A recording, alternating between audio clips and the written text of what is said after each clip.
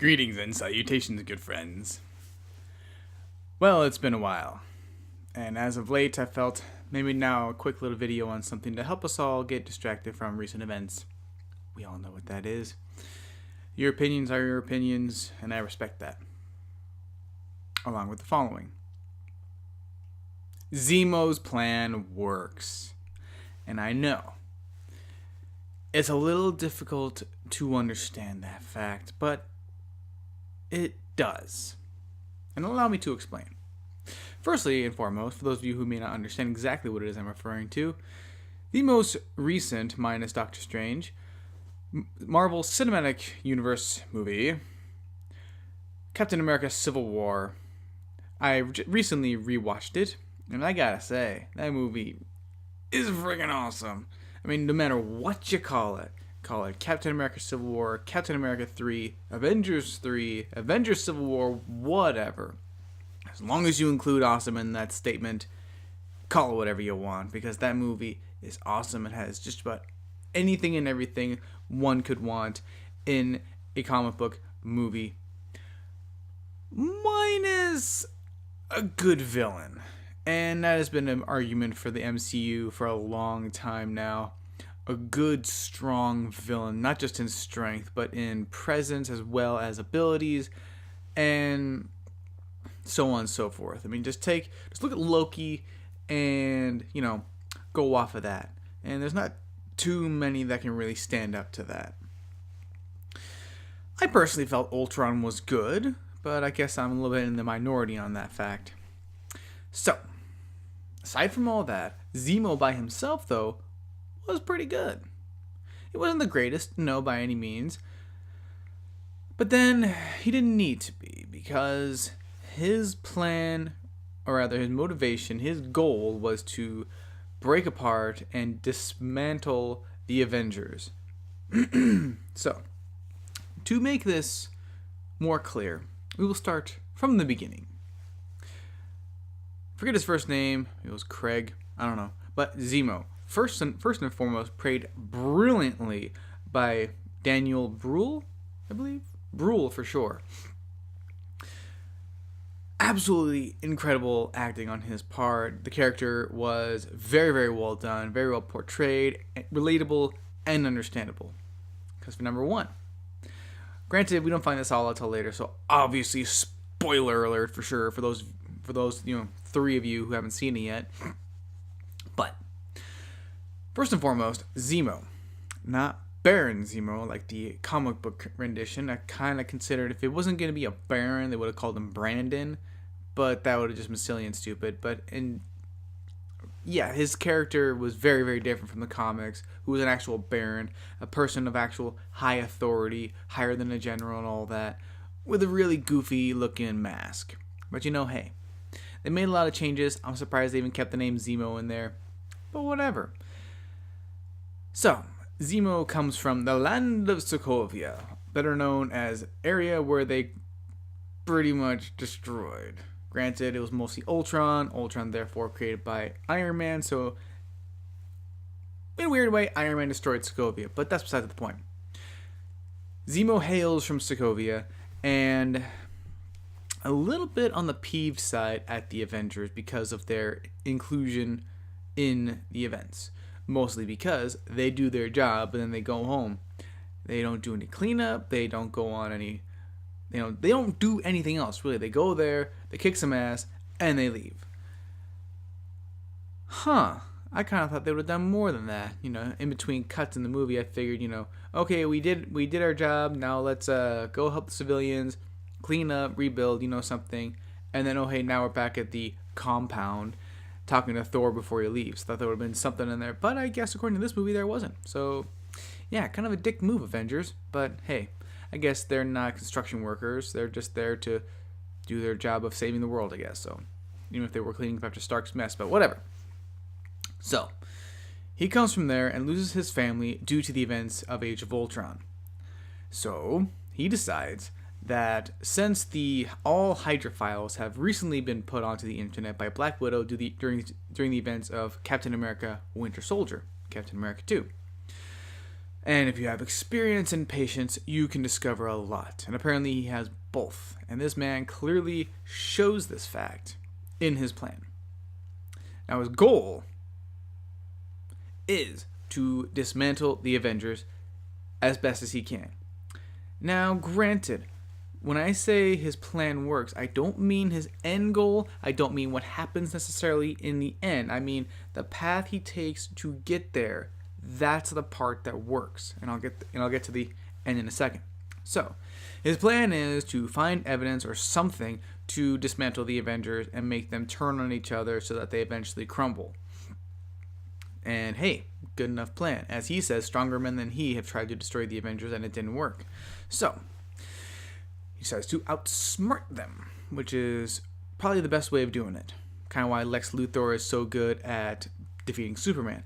Not Batman versus Superman Lex Luthor. And I'm not getting into that for a very, very long time right now.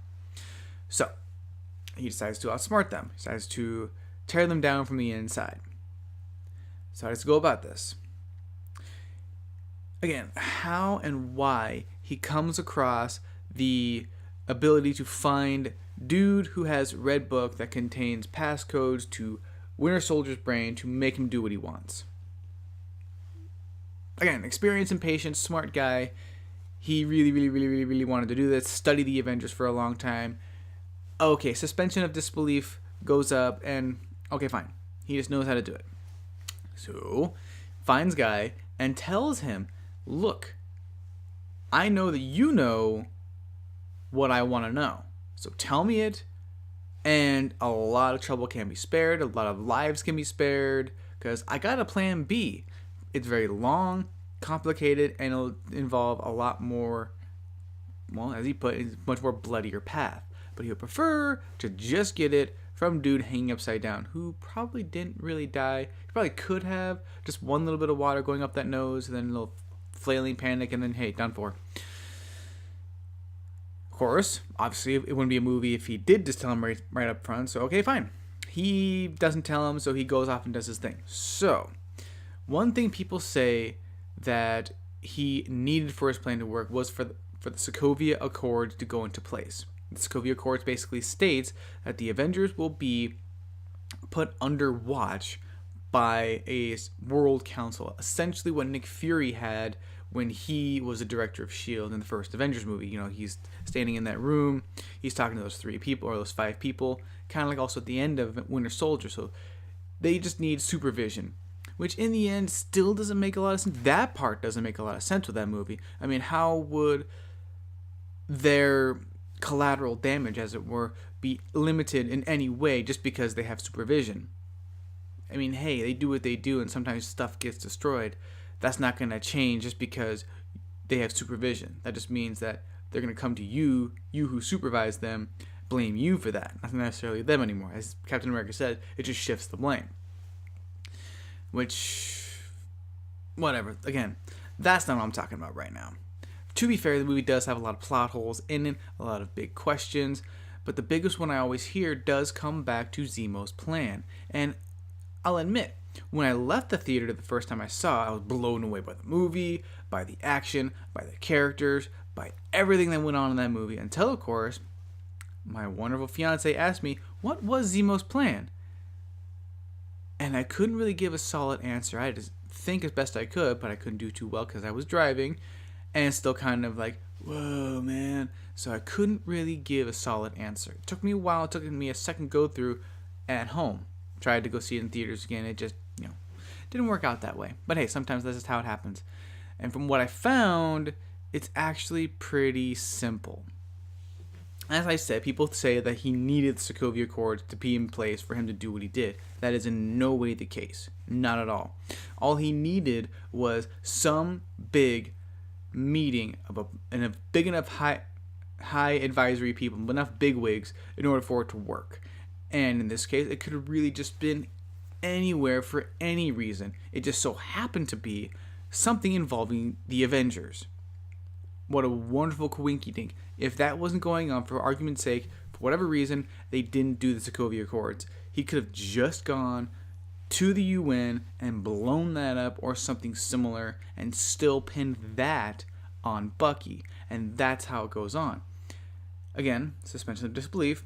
He studied Captain America well enough to know his relationship with the Winter Soldier prior to him being the Winter Soldier, so he knows anything happens to him, he's going to go out and try to find him, try to bring him in alive.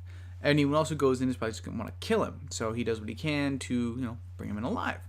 Good, cool.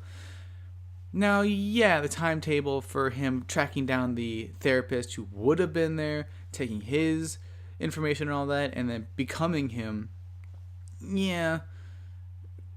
Again, suspension of disbelief, sure. But then, of course, hey, how come these people who are watching over the Winter Soldier, they don't have the proper security system? Hey, they just go off a card and say, okay, clearly you're him.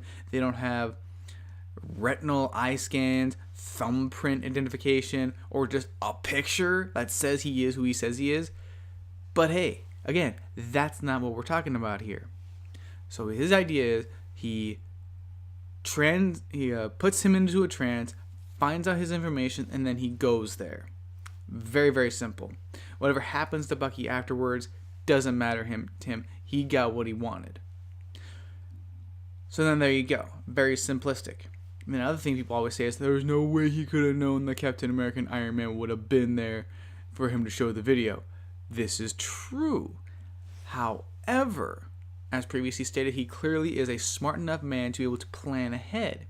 So, and this part happens very, very quickly in the span of the movie, so it's very understandable for people to forget this part. But when you watch it and you wait for it and you look for it, you can see it. So, what happens is, he's sitting in the airport and he's listening to his phone. Now, obviously for me at this point, or honestly at this point, once I heard that, I could tell this is a pre-recorded message listened many, many times. So I figured, okay, so that's his family. They died. When, where, how, don't know. But this is all a revenge story. Me, personally, I picked that up. I don't know if everyone else did, but hey, there you go. But he's listening to it. And then when he's done, before he gets on his plane to Russia, all of a sudden he hears in the news, hey, Captain America and the Winter Soldier are no longer in custody. After the craziness that happened after his escape, they're both missing. So he quickly realizes, there's a good chance they're going to track me down there, so I'd best get there as quick as I can and be ready for them. Now, of course, again, the timing of all this doesn't really add up. He gets on plane, goes there, then goes to one place, then buys or rents out the thing that transports him to the ice, and then gets there all at the same time while they're interrogating Bucky, they're recruiting Hawkeye, they're using him to rescue Scarlet Witch, and then recruit Ant-Man, then have their big battle in Germany, and then all of that happens in the span of time it takes for dude to get on plane and get onto snowmobile and goes into the place. Ow. Again, suspension of disbelief way up there. So what the heck? I'll still go with it. So he goes there and he gets ready for anything. Now, of course, the big expectant thing to happen is for him to go there and awaken the other 5 Winter Soldiers who have previously shown to be stronger than Bucky, which in theory would mean, since Bucky was just about on par with Captain America, that those 5 are stronger than both of them. So that could be pretty cool. So then in the end, you got Captain America, Bucky, and Iron Man ready to go. So you think, okay, we got these 3 guys who can handle their own pretty well up against 5 guys who are very, very, very, 3 guys, 2 girls. I think that's how it was. Power Ranger status. And they're all dead. What? Now, again, another weird plot hole in the movie. So Zemo gets to Hydra base. No one's there. Now, one can assume it's because of the events of Agents of S.H.I.E.L.D. At this time, I believe they officially, which was very anticlimactic, personally. Hydra just done. Don't need to see it. It was like, what? Commence mission, or commence operation, decapitation. And then boom, boom, boom, boom, boom. All over the world, all at the same time. Boom. Hydra, done. Even they kind of make a weird reference to it. Agent May says to Coulson, so, Done just like that, huh? And he's like, yep, just like that. Weak. But okay, fine. You need to finish that thing off at some point anyway, so okay, fine, sure. They had enough going on as it was. Very weird story there, but hey, whatever. So, building is still there, plenty of power, but no one's there, but there's still enough power to run the lights and run the cryonic suspension for the 5 Winter Soldiers, as well as keep the lights on for Bucky's old seat. Huh? Again, these are things you don't really think about when you're in the seats at the theaters sometimes, because you're just invested in the movie if the movie is good enough. And I personally feel that was one of the good things that the movie had going for it that made it different from, say, Batman versus Superman. Not V Superman, I'm sorry. The V is a versus. You say versus. And I'm ending it there. But that is what makes it different. I still haven't seen the movie, and this is all I'll say on the difference between the two movies. What makes them different is that you relate with the characters, you've had a long time following these characters in the Marvel stance, and you feel as though these are the actual movie representations of the comic book characters, whereas the Batman vs. Superman characters were not. Superman was dull and brooding and mopey. Batman, however, was still very on the mark, maybe a little crazy, but hey, whatever. He could be given credit because, Ben Affleck did surprisingly well. So, what the hey? Why not, right? But that movie didn't do well on that level because, again, weird, complicated story, or villainous plan, which I guess I'll have to see to fully understand but there's not enough in that movie for me to get to go see it. I've seen enough on YouTube, and that's fine for me. Thank you. So, with all that going on, they finally meet up with Zemo at said base, and we find that he gave them all one bullet to the brain, which, to be fair, is kind of a good way of closing the book on that part. Like, they're not going to come back, and in theory, there aren't any more Winter Soldiers out there, so that part is done. That threat is gone. So then we come across Zemo, and here you could still make the argument that for the fact that they say the Sokovia Accords didn't happen, and even if Cap and Iron Man didn't go there, he could still take said evidence and then just mail it to them and just sit back and wait and watch what happens. And then there you go. You could still see them playing the video at the compound, and then all of a sudden everyone gets in a tizzy and just kind of starts a destabilization there, where people are siding with Cap, like, oh, I totally understand why you didn't tell him, and then people siding with Stark, he should have told you, and then it's just bruise, and then at some point, someone throws the first punch, and then the war happens. Now, again, the Civil War doesn't really happen until the airport scene, but it makes up for it, because that whole freaking scene was amazing. It was wonderful. It was borderline beautiful. I mean, everyone got a chance at everyone else. Everyone got some really awesome action sequences, some really impressive sequences, special effects, really good, awesome introduction to both Black Panther and Spider-Man. And again, on that, I like this new guy for Spider-Man, Tom Holland. This is awesome. Another complaint I heard about the movie was that the guy they picked for him was too young. Well, guess what? You want a movie that best represents a comic book. And in this case, Spider-Man started out his career as Spider-Man in flippin' high school. Okay? He was 17 or 18 when he received his powers and started doing his thing. And guess what? The kid looks 17. What, you want Tobey Maguire back? You want Andrew Garfield back? Now, granted, I got nothing against those guys, but they didn't really look like they could be in high school. Andrew, I think it was Andrew Garfield, but Garfield, he looked like he could have been in high school, but still only barely. Just barely. I mean, if they changed both of them to, like, getting their powers in college, then that could be more passable. But this kid, on the mark. Aunt May is a little bit of a different story, and then I'm just calling her May. I'm just going to say no, but we barely saw her in it, so maybe she'll be better in the solo Spider-Man movie, so who knows. So did Zemo expect or need them to be at that base at that time? No, he didn't need to. He didn't expect it, but he was ready for it. So yes, in the end, his plan does make sense and is very followable. Now, granted, like I said, how he came across this information, why the mission report he was after wasn't in the files on the internet, or maybe he just found out enough information to where he could just go and ask the right people and then save himself more time decrypting files. Maybe that was it. So those sorts of things, are the big question marks that are confusing, but that doesn't have to do with his plan. His plan actually made sense. So this could all just be from someone who probably reads a little too much into these sorts of things, and maybe that's the case. And this kind of brings it all back to a question that the Nostalgia Critic once said: is it right to nitpick? And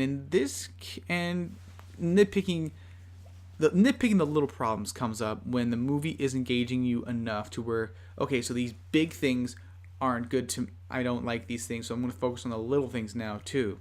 If the big things are good enough, you forget and can forgive some of the smaller aspects. And in this case, I definitely consider this one of those times where nitpicking is not needed. The movie received very high points. A lot of people liked it. I would have gone and seen it again if I had the chance. That movie deserves every good review it has received so far, and any future ones. Batman vs. Superman, again, I haven't personally seen. It is definitely, these two movies are definitely the parallels for their respective companies.